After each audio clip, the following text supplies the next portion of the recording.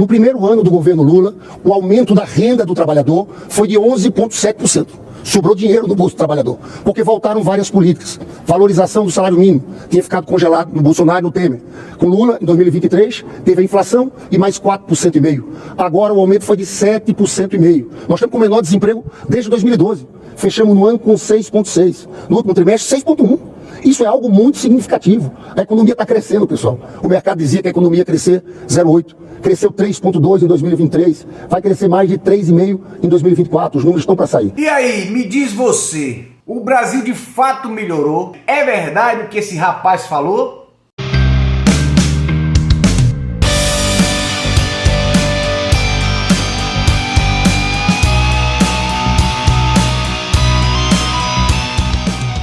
O nome do sujeito é Lindenberg Farias, mais conhecido como Lindinho da Odebrecht. O cara que tem coragem de mamãe onça, ou melhor, o cara que tem coragem de deitar com a Gleisi Hoffmann. Esse mesmo agora acabou de partir para cima da direita com força. O Lindenberg, vocês sabem a história desse cidadão? Esse cara foi prefeito e ele foi condenado por improbidade administrativa. Ele recorreu para o segundo grau e foi condenado em segundo grau, foi condenado em órgão colegiado. 3 desembargadores mantiveram a condenação por improbidade administrativa. O que diz a lei da ficha limpa? Condenado em órgão colegiado, inelegível. Ficha suja. O que ele faz? Ele fica desesperado, porque ele queria ser candidato a deputado federal. Ele vai para o STJ e pede uma liminar para o STJ. O STJ nega a liminar dele. Nossa, ele está inelegível. É.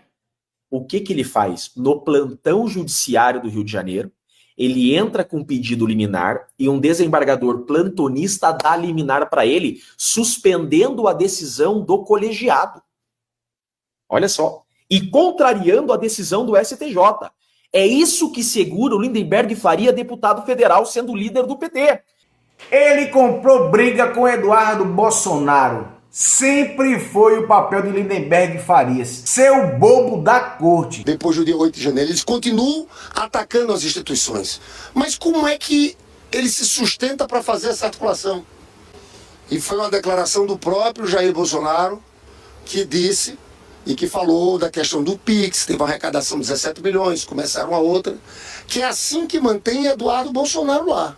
O Lindenberg Farias não deveria sequer estar na Câmara dos Deputados, porque ele tem condenação por improbidade administrativa como um dos piores prefeitos da história de Nova Iguaçu.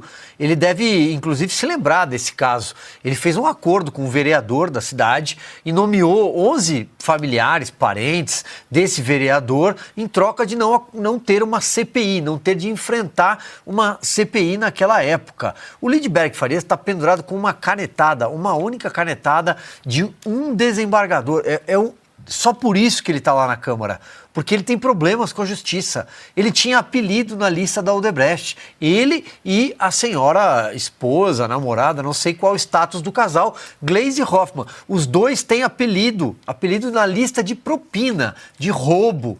Portanto, esse é o melhor quadro que o PT tem a oferecer ao país e que agora extrapola e quer ser assistente de acusação do Procurador-Geral da República, que fala como se fosse auxiliar do delegado-geral da direção da Polícia Federal. Onde é que nós vamos parar? Porque o Lindenberg Farias está sendo ouvido pelo quê? Porque ele é um político, ou seja, ele está acusando alguém do outro lado do espectro político adversário. E onde é que se faz esse debate? Na tribuna. Esse debate tem que acontecer dentro do plenário da Câmara dos Deputados, com o deputado Eduardo Bolsonaro ou com qualquer outro parlamentar de direita. Ele não tem de tocar a campainha e ficar pendurado na barra da toga pedindo socorro para o judiciário, porque não consegue enfrentar o bom debate dentro do plenário. Se tem algo contra o deputado Eduardo Bolsonaro, vá ao Conselho de Ética, represente, vamos ver como a Câmara vai decidir, interna corporis, uma situação da Câmara. Parem de misturar os poderes. O artigo 2º da Constituição é muito claro. Nós temos poderes independentes. O Brasil não pode mais ter deputado tocando a campainha do Supremo toda hora, pedindo socorro para babá. Não pode mais. O Brasil precisa resolver os seus problemas dentro dos seus poderes. E problema legislativo se resolve dentro do legislativo. O que o deputado Lindenberg Farias está mostrando, mais uma vez, é que é um covarde. Lindenberg, que estava na lista da Odebrecht, onde um delator confessou que ele colocou no bolso 4,5 milhões em duas parcelazinhas, uma de 2 milhões e depois mais 2,5 milhões. Lindenberg Farias, ele não tem argumentos para discutir. Fugiu várias vezes de confrontos com Eduardo Bolsonaro. Eu nunca vi isso na história. Imagine uma decisão dos Estados Unidos sancionando ministros do Supremo. Eles estão. Nunca viu isso? Venezuela e Nicarágua já fizeram. Mas recentemente os Estados Unidos acabou de sancionar outros tantos juízes de Cuba. Você nunca viu isso porque você não estuda. E você acha que pode enganar o público. Há uma lei, Lei Magnitsky, esse é o nome de um russo. Como é que é? Lei Magnitsky. E agora ele está tentando falar um pouquinho da história da lei para dizer que é o seguinte, que ele é o estudioso, que ele conhece, mas não conhece nada do negócio, né? Até ontem estavam fazendo chacota comigo, hoje descobriram que existe uma lei e estão tentando até soletrar. Outro dia a especialista da Globo News falou Magnitsky. Eu falei, meu Deus do céu, Magnitsky. Mas vamos lá, Lindbergh, dá o seu show pirotécnico aí. Usada contra ditadores. Eles estão querendo usar essa lei não só para impedir visto de entrada, mas para bloquear cartão de crédito, posse das pessoas, dos seus familiares. Veja que isso é muito grave. Nós estamos tratando de um poder independente no país. É uma...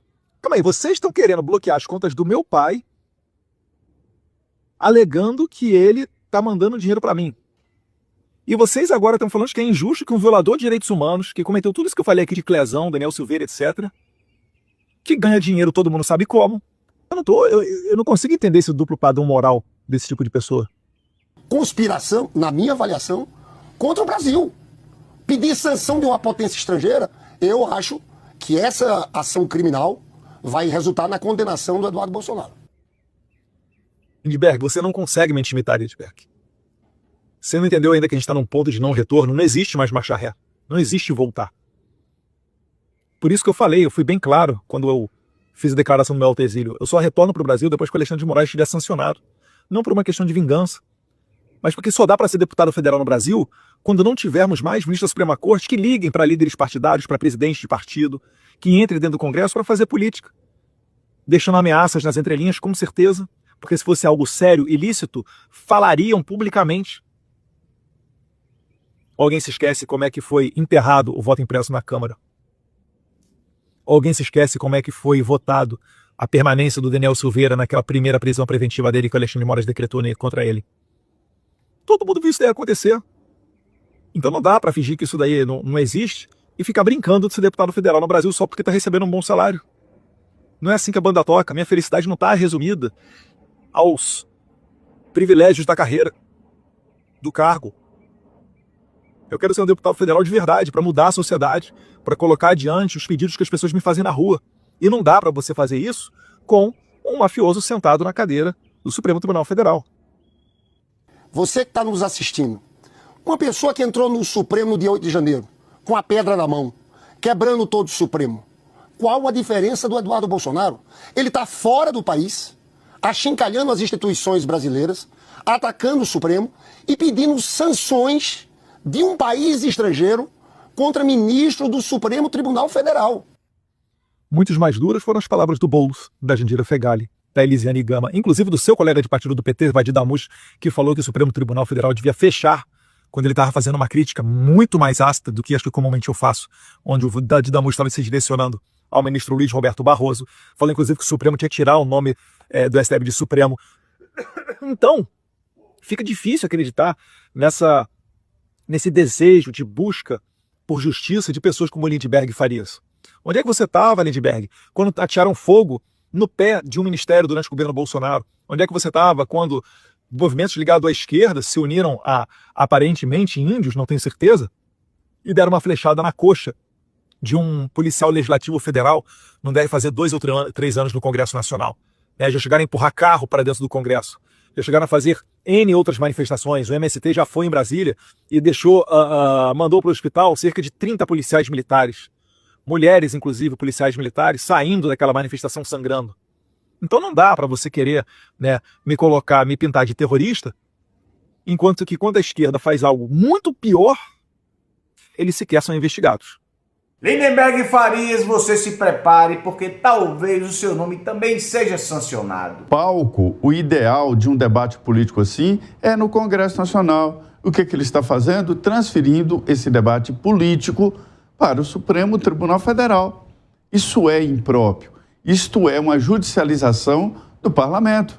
E depois não venha reclamar de que o Supremo Tribunal Federal está politizado, está parlamentarizado. Se são os deputados que levam... Isso é um debate político, é uma disputa política, não é uma disputa jurídica, não deveria estar no Supremo, mas acaba dando ao Supremo e ao ministro Alexandre de Moraes exatamente esta possibilidade de uma decisão sobre um processo político. O deputado licenciado Eduardo Bolsonaro está fazendo um trabalho de livre expressão, um trabalho político. Ele é um político, foi eleito para isso, né? É um representante do povo brasileiro, esteja ele onde ele estiver. Se ele estiver no Congresso, nos Estados Unidos, em São Paulo, onde ele foi eleito, ou no Rio, onde o pai dele mora. É o direito dele. E é livre a expressão dos Estados Unidos é muito mais do que no Brasil, porque no Brasil está na Constituição, né? A liberdade de expressão, vetado o anonimato. Por isso que eu tenho umas certas divergências aí com as mídias sociais, que não identificam a pessoa que está falando. Mas nesse caso é claro que ele não cometeu nenhum crime. Agora, eu não duvido que isso vá dar problemas graves para ele. Agora imagine incluir o deputado Eduardo Bolsonaro nesse processo aí de tentativa de golpe, né? Mas no mais é só isso, pessoal. Beijo grande pra você. Fica com Deus, porque eu fui!